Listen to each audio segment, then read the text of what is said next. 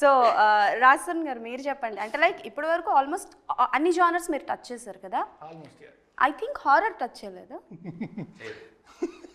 Horror చేసేటప్పుడు you would be feeling scared. ఎందుకు? Any reasons, any experience real లైఫ్లో? ప్రతిరోజు రాత్రి 2 దెయ్యాలు వచ్చి కొడతా ఉంటాయి.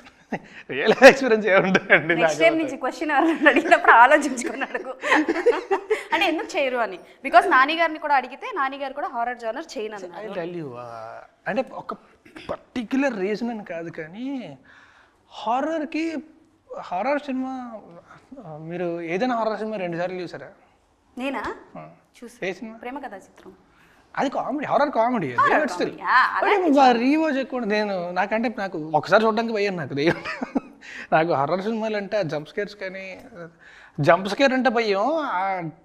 ఆ పాయింట్ వరకు తీసుకెళ్ళి జంప్ స్కేర్ చేయకపోతే ఇంకా కాలిపోద్ది నాకు. అవసరమే నాకు ఇది. చూడడం థియేటర్లో.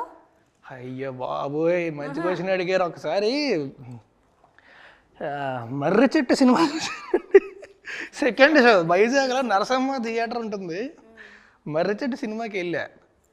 అప్పట్లో మర్రి చెట్టు రిలీజ్ అండి. అది ఫస్ట్ టైం రిలీజ్ మర్రి చెట్టు రిలీజ్.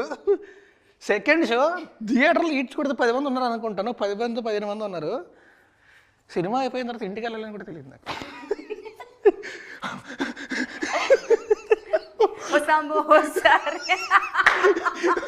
దరిద్ర మైరా కుక్కలు కూడా ఎక్కువ ఉంటాయి.